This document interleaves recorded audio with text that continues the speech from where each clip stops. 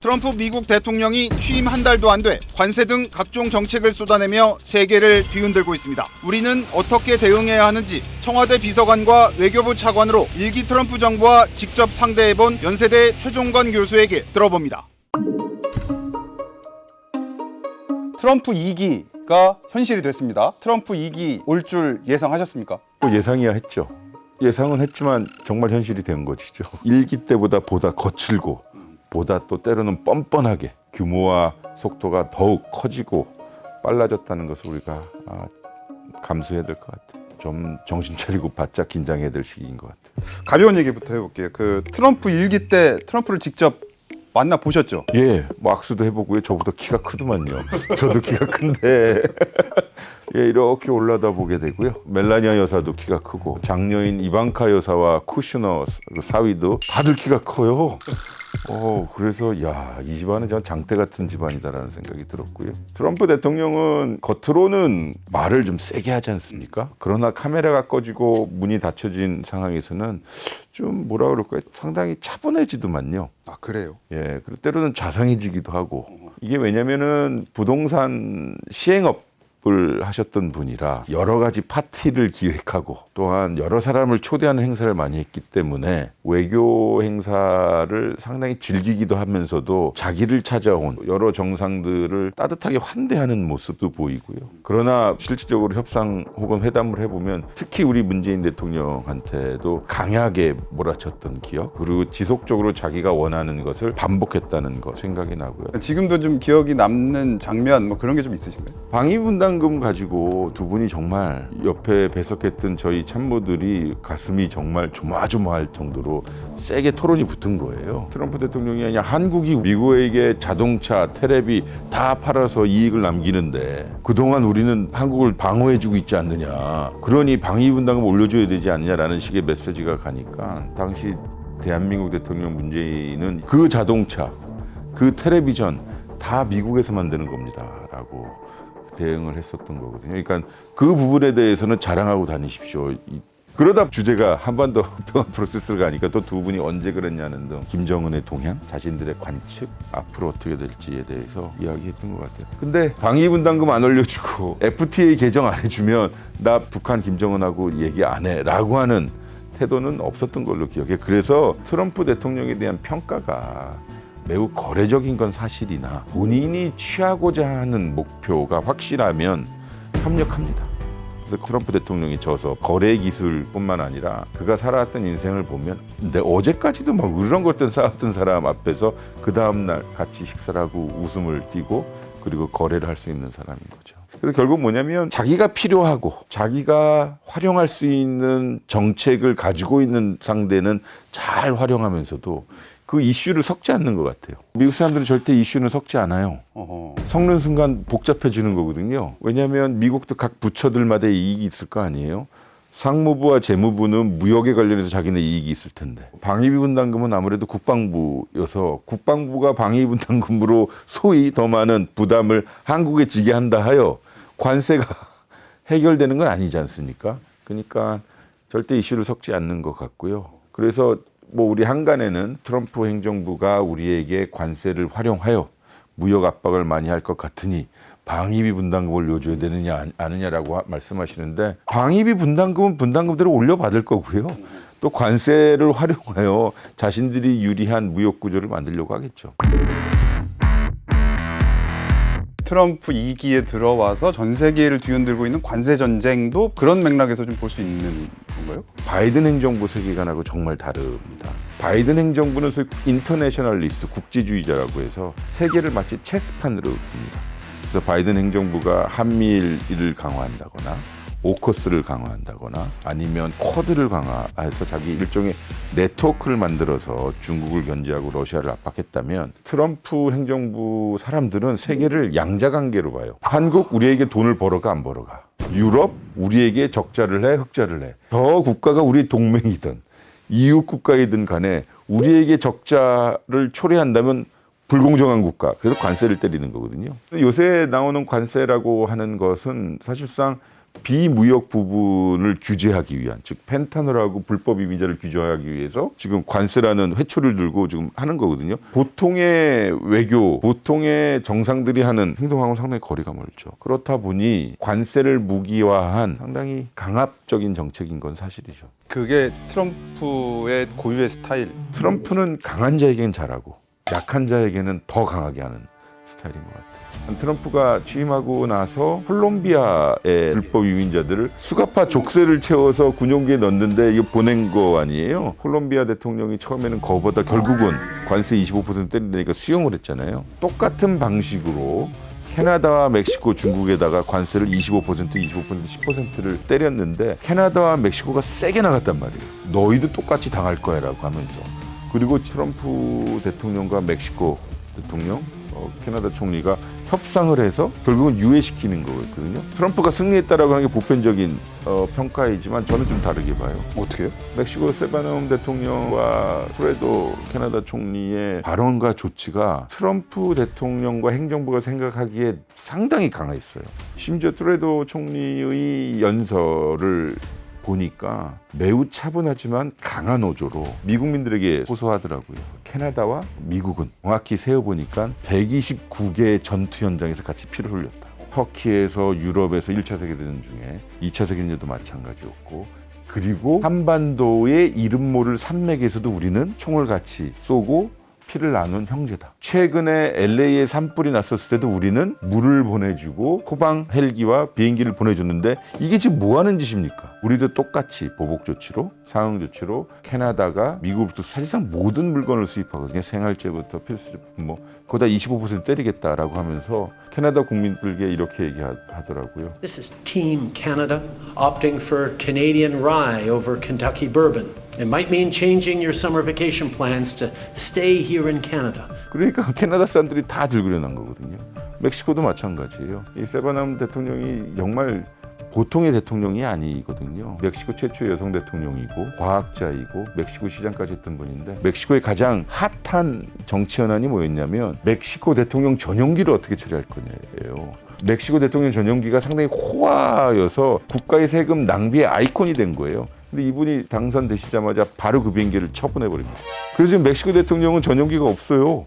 일반 항공기를 타고 가는 거예요. 에이펙 타고. 그때 멕시코 항공 타고 맨 뒷좌석에 이코노미석 타고 갔어요. 그 정도로 절기가 있는 분이신데 그분도 역시 이번에 강하게 한 거거든요. 우리 플랜 B가 있다. 너희가 한번 쳤냐? 기존의 멕시코답지 않은 정책이었거든요. 물론 캐나다, 멕시코 정상들이 트럼프와 통화했었을 때는 국경에 보호 혹은 여러 조치를 하겠다라고 했지만서도 기본적으로 트럼프가 협상을 했었다는 이유는 멕시코와 캐나다가 정말 죽기 살기로 달려드는 거였거든요. 그러면 멕시코, 캐나다와 트럼프 사이의 갈등은 트럼프가 승리한 게 아니다. 생각을 해봅시다. 이번 미국 대선에서 명합지가 어디냐면 미시간, 그 옆에 있는 위스콘신, 그다음에 펜실베니아, 그리고 플로리다, 아리조나, 뉴멕시코 이런 데였는데, 러스트벨트라고 하는 곳은 멕시코와 캐나다의 엄청난 경제적 의존도가 있어요. 캐나다는 아메리카 대륙의 사우디아라비아라고 할 정도로 원유하고 가스를 어마어마하게 생산해요. 그리고 그것을 디스카운트된 가격으로 미국에 공급해요. 또 재나 기차로 공급하는 것이 아니라 파이프를 해서 하고요. 전기가 워낙 남아서 미시간이나 뉴욕 북부 이런 데도 공급을 해줍니다. 특히 이번에 온타리오 주지사가 크게 열이 받아가지고 전기도 끊겠다고까지 했는데, 재미있는 것은 그 북동부 러스트벨트 자동차 공업지대가 있지 않습니까? 디트로이트 등등에. 이때 미국의 자동차는 국내 생산일지라도 부품, 그러니까 자동차 한 대로 치면 38%에서 많을 때 46%의 부품이 어디서냐면 멕시코에서 와요. 이걸 때려버리니까, 그래서 미국 철강 노조 한 85만 명 회원들인데 그러지 마라. 우리가 이번에 트럼프를 지지했던 이유는 불공정 무역의 구조를 바꾸라는 것이었지 왜 우리 친구들을 징벌하느냐라는 반대 성명을 냈어요. 철강 노조, 자동차 노조, 소비자 노조가 같은 맥락으로 이게 뭐 하는 짓이냐라고 해서 미국 여론도 들끓었고, 결론적으로는 국경 강화라고 하는 트럼프의 목표는 이루었지만 실제로 멕시코나 캐나다는 버틴 거죠. 이러한 정책이 계속 반복되면 어떻게 될까요? 신뢰성이 떨어질 거 아니에요. 이젠 더 이상 놀라울 일이 아닐 거 아니에요. 우리나라에게, 일본에게 EU에다 관세를 때린다 하면 매맞은 자들의 연합이라고 할 수 있는, 저는 이번에 캐나다, 멕시코의 정책, 소위 반응을 보면서 참 고마워요. 그 각국의 정상들이 TV에 나와서 강렬한 메시지, 우리도 가만히 있지 않겠다. 그러니까 왜 우리를 때려? 너희들도 우리한테 물건 사가면서 너희들도 우리 없으면 안 되라고 하는 메시지가 핵심이었는데 버텨준 거라고 저는 보고요. EU를 때리면 EU가 가만히 있겠어요? EU에서도 너희 우리 한번 때려봐봐 라고 좀 준비하고 있는 자세예요. 근데 만약에 캐나다, 멕시코가 그래 우리가 잘못했어 좀 봐줘라고 했으면 트럼프는 이거 야 이게 먹히는구나 하고 여기저기 다 때릴 거 아닙니까? 그래서 우리나라에게도 어떠한 조치가 올지 모르지만 또 공교롭게 이들이 다 우리하고 FTA가 있는 나라지 않습니까? 그러니까 잘 버텨줘서 고맙다. 그럼 우리한테도 이 트럼프 대통령의 압박이 오면 비슷한 방식으로 대응을 방위분담금 얘기 안 할 수가 없는데요. 한미 대표가 실무적으로 합의한 안이 있었어요. 13%가 14% 인상안이요. 우리 대통령도 승인을 하셨는데 트럼프 대통령이 소위 뻥 차버린 거예요. 문재인 대통령이 그러면 협상 중단을 선언해 버리셨거든요. 그때 일본하고 독일이 너무 고마워했어요. 왜냐하면 우리 다음에 일본 방위분담금 협상, 그 다음에 독일이었거든요. 편안한 말로 우리가 첫바타였는데 버텨준 거예요. 그러니까 일본도 늦게 간 거고 독일도 늦게 간 거고 심지어 독일은 독일에 있는 병력을 빼서 딴 데다 빼는 조치까지 했는데 메르켈 총리가 버텨준 거거든요. 그러니까 대한민국 정부와 독일 정부가 버텨준 거예요. 한미 간의 동맹은 동맹이고 원칙은 지키는 것인데 불공정한 압력은 버텨준 거거든요. 결국에는 관세라는 게 미국 소비자들한테도 피해가 갈 것이고 물가가 뭐 오를 수밖에 없고 미국 국내적으로도 뭐 반대 여론들이 좀 많을 텐데 트럼프 2기 구성원들이 어떻길래 트럼프 대통령의 첫 번째 행정부에서는 본인이 아무래도 워싱턴 소위 주류의 사람이 아니었기 때문에 나름의 눈치를 봤던 것 같아요. 그래서 소위 워싱턴 주류를 좀 많이 내각에 포함했을 뿐만 아니라 백악관에 참모로 왔어요. 그래서 그 당시에 엑시스 오브 어덜츠라고 하는 어른의 축이 있었는데 당시 켈리 비서실장, 매티스 국방장관, 틸러슨 국무장관인데 트럼프 대통령이 하고 싶었던 것들을 많이 말렸던 케이스예요. 근데 본인도 알았겠죠. 트럼프 대통령도. 야, 이거는 자기가 하고 싶은 정책을 구현하려면 자기 말 잘 듣는 충성파를 뽑아야 되겠다. 그래서 4년 동안 충성파를 솎아낸 것 같아요. 그래서 트럼프 대통령이 당선되고 나서 첫 번째 메시지가 뭐였냐면 마이클 폼페오, 헤일리 대사, 이 사람들은 절대 내가 안 쓸 것이다. 지금 백악관의 인선을 보면 정통 마가, 미국 우선주의의 신봉자들이죠. 백악관 비서실장인 수지 와일스는 미국의 첫 번째 여성 비서실장인데 이분은 냉철한 성격으로 알려져 있대요. 상당히 차갑대요. 그래서 지금까지 한 번도 공개적인 발언을 하지 않았어요. 인상 깊은 장면이 트럼프 대통령이 당선됐을 때인가요? 그 옆에 서서 그냥 한마디 해라고 했는데 절대 한마디 안 하고 그냥 지나가 버렸거든요. 그렇습니다. 그래서 별명이 아이스 레이디래요. 너무 냉철한 이었고요. 그리고 트럼프 집안과도 교분이 많고. 근데 이분이 알려진 바로는 트럼프 대통령이 비서실장을 제안했었을 때 오히려 역제안을 했다는 거예요. 나를 비서실장으로 쓰려면 당신이 오발 오피스에서 만나는 사람들 일정들은 내가 조정합니다. 그러니까 정말로 문고리거든요. 근데 이 사람이 지금 누구랑 가깝냐면 트럼프 주니어하고 가까워요. 트럼프 주니어는 1기 때는 이방카 장녀처럼 백악관 내에서 동정리하고 인선 정리하겠다는 거거든요. 그다음에 스위스 나이프라고 불리는 스티브 밀러. 트럼프의 스위스 군용 칼. 그러니까 스위스 나이프 있지 않습니까? 이렇게 열어서 뭐 톱이 나오고 드라이버가 나오고 칼이 나오고 정책이면 정책, 메시지면 메시지, 의회와의 관계가 정말 만능하다는 거예요. 그래서 1기 때는 선임 고문을 하다가 지난 4년 야인으로 있으면서 미국 우선주의를 다듬고 그것을 트럼프와 교감하면서 말하라고 해서 쭉 다듬었다라고 하는 거거든요. 근데 이 양반이 여러 가지에 대해서 유능하다고 알려져 있지만 이민 정책과 국경에 관련된 여러 강성 정책들을 트럼프에게 많이 피딩을 했다라고 알려져 있어요. 그러니까 지금 요새 펼쳐지고 있는 캐나다와 멕시코의 국경 문제.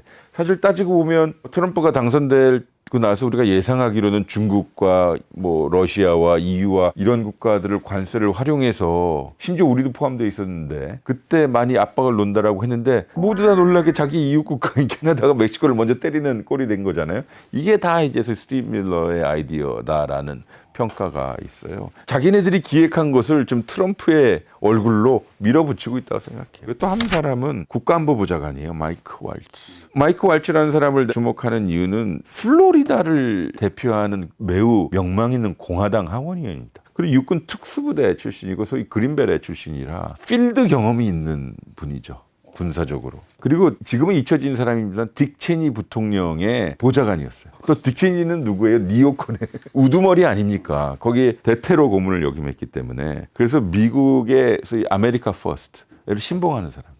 힘을 통한 평화를 강조하고, 그래서 지금 미국의 국방 정책이라고 보면 자기 동맹국으로 하여금 방위 분담금을 더 올려받는 것과 동시에 미국의 군사력을 재건하겠다는 거잖아요.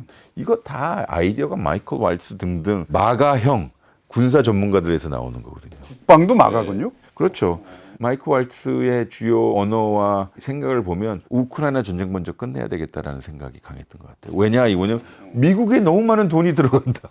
이 전쟁이 옳지 못한 전쟁이든 옳은 전쟁이 상관없이 미국의 돈이 너무 많이 투입이 되기 때문에 이건 우리한테 안 좋다라는 방식이에요. 제가 드리고 싶은 말씀은 뭐냐면 겪어본 발언 혹은 관찰한 발언은 백악관 내부의 트럼프의 최측근들이 트럼프와 서사가 있거나 역사가 있는 사람들이라 상당히 우리가 좀 눈여겨봐야 될 것 같아요. 실제로 일하는 사람들은 대통령님 이거 여기 있습니다. 이거 사인하십시오. 이게 행정명에서 갔다 오는 사람들이 다 이런 사람들이니까 실제로 우리는 카메라 뒤에 있는 사람들을 봐야 돼요. 물론 트럼프가 제일 중요한데 그 카메라 뒤에 있는 사람들. 그러니까 정리를 하면 충성파들로 인선이 됐고 그들은 이미 이 집권 전부터 준비를 많이 해온 대로 집권과 동시에 엄청난 속도전을 통해서 경제, 뭐 국방 쪽으로 정책들을 쭉 펼쳐가는 그런 상황인 걸로 볼 수 있겠네요. 예, 그리고 나서 실질적으로 시행해야 되는 부처에 장관들을 또 막아 신봉자들을 보내는 거죠. 어디가 그렇습니까? 가장 센 곳이요. 이민세관 단속국장이라고 하는 소위 아이스라고 하는, 그러니까 실질적으로 이민하고 세관을 단속하는 부처예요.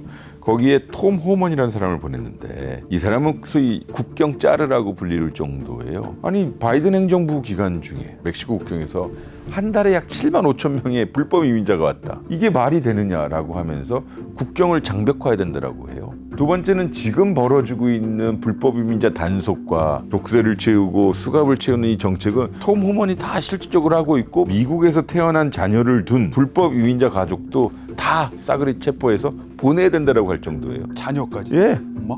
그러니까 엄청나게 강한 어필을 하고 있는 거죠. 이뿐만 아니라 무역 대표부, 실질적으로 이제 무역 이슈가 발생되면 이를테면 우리 산자부가 거기랑 협상을 하게 될 텐데 제이미슨 그리어라고 하는 분이 이제 대표인데 이 사람은 변호사이기도 하고 그때 트럼프 일기 때 라이트하이저라고 하는 사람이 무역 대표였는데 이 사람의 비서실장을 한 사람이에요. 라이트하이저라고 하는 것은 상당히 강성인데 관세를 중심으로 한 보호무역 기조를 강화해야 된다고 해요. 그래서 기억하시잖아요. 그 선거 기간 중에 트럼프 대통령이 관세가 가장 아름다운 언어야 라고 얘기하는, 나는 너무 사랑해. 나는 너무 사랑해. 이게 다 이런 사람들한테 아이디어가 나오는 거거든요. 이 사람들 상당히 중요하고요. 스콧 베센트라고 하는 사람이 이제 재무장관, 그다음에 상무장관에는 하워드 러트닉이라고 하는 사람인데 이 사람도 관세주의자입니다. 근데 사실 상무장관이 관세를 가지고 얘기하면 안 되는 거거든요. 미국은 관세를 어떻게든 낮춰서 값싼 물건을 미국 국민들에게 제공해야 되는 책임을 상무장관이 가지고 있는데 근데 이 사람은 좀 틀려요. 트럼프의 관세 정책을 지난 4년 동안 적극 지지했었고요. 특히 중국과의 무역에서 관세로 때려야 된다라고 얘기해요. 상무장관. 예, 그러니까 이상하죠.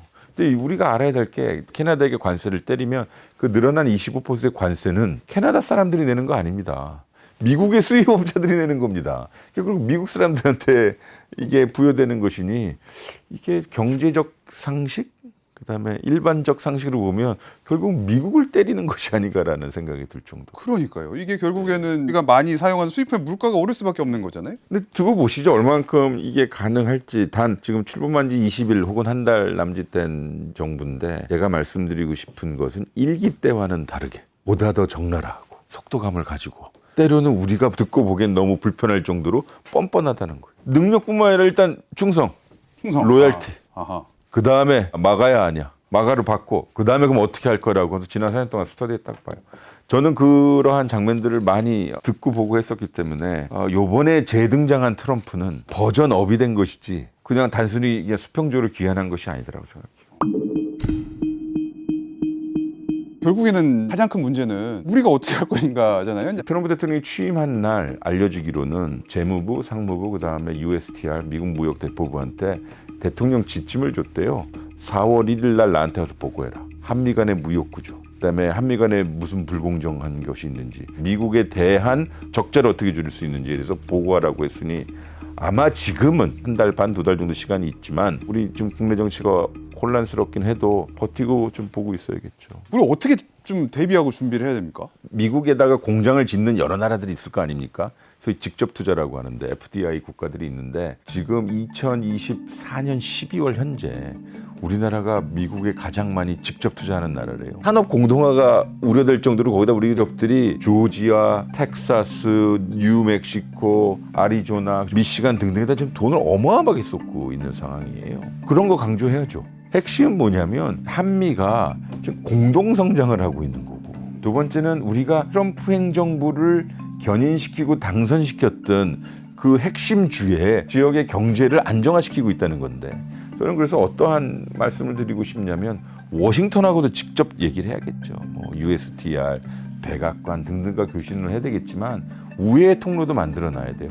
아틀란타 시장하고도 만나고 조지아 주지사하고 만나고 텍사스 주지사, 소위 공화당이 강한 주, 우리가 사업을 하고 있는 주에 만나서 야 이거 트럼프가 우리 때리면 우리 다 망하는 길이다라는 식의 강한 메시지, 즉 전방위 외교를 해야 되고요. 근데 거래주의적으로 이거 우리가 조금 잘해주면 미국이 우리를 봐주겠지라는 아니라는 생각은 없어야 된다고 생각해요. 즉 원칙론을 견제해, 원칙론을. 우리가 막 무너져 버리잖아요. 그러면 유럽의 국가들도 한국은 저렇게 넘어졌는데 너희들은 왜 그래? 라고 하는 식의 안 좋은 게 연쇄 작용이 발생될 수 있으므로, 그러니까 우리만을 위해서 협상한다고 생각하지 않고 우리 우호국, 즉 우리 다 FTA 맺고 있는 국가들인데 일종의 대표 선수 마인드가 있어야 된다고 생각해요. 팀 코리아로 우리가 원칙을 그걸 지키면서 버텨야 되는데 감독이 없어요. 네. 이거 어떻게 해야 됩니까 이거는? 광범위한 외교를 하라고 하는 것은 대행정부도 할 수 있어요. 근데 우리 좀 감독이 없어서요 어떻게 해야 되지요? 라는 식의 반응은 오히려 저쪽에서 그럼 잘 됐다 더 때리자라고 하는 상황이 올 수 있으므로, 그래서 원칙이 중요한 거예요. 한미 동맹은 동맹이다. 한미 간의 경제 교역은 서로 간의 동반 성장을 일으킨다. 좀 따질 건 따지자. 실질적으로 문재인 정부 때 FTA를 재조정, 재협상한 거 아닙니까? 재조정된 FTA가 지금까지 이어진 건데 그거 니들 불합리하다라고 하면 그게 뭐냐. 이게 바이든 행정부가 조정한 것도 아니고 트럼프 일기가 한 건데 이게 뭐냐라고 하면서 저 같으면 그러겠어. 두 번째는 계산할 건 확실히 계산하고, 그리고 우리가 여러 미국의 주요 지역 단위에 경제에 어마어마한 공헌을 하고 있는데 그거 우리 정산하자라고 할 정도로, 그리고 나서 한미가 공동으로 뭘 할 게 있다면 그때 하는 것이지 애초부터 어떡해요 기다려주세요 라고 하는 식의, 아니면 미국한테 이거 좀 더 해줄까? 이건 좀 어려울 것 같아요. 감독이 없더라도 지금부터 늦지 않게 빨리 원칙을 세우고 원칙에 맞게 이 유기적으로 움직여서 전방이 다층적으로 지금부터 대응해 나가야 된다. 전방이 다층적 좋네요. 예. 자, 하노이에서 멈췄던 북미 관계 또는 한반도 평화 프로세스 다시 재개될 가능성 있다고 보시는지요? 김정은 위원장은 이미 전략적 결단을 내렸어요. 2018년도에는 트럼프에게 배팅을 했다면 지금 푸틴한테 올인하고 있죠. 전략적 제휴를 통해 자신이 원하는 경제적 이득, 과학적 이득을 취하고 있거든요. 국제정치에서 가치가 어마어마하게 올라갔어요. 트럼프가 아무리 플러팅한 메시지를 띄워도 그래 한번 만나볼까? 라는 결단은 김정은 위원장이 해야 돼.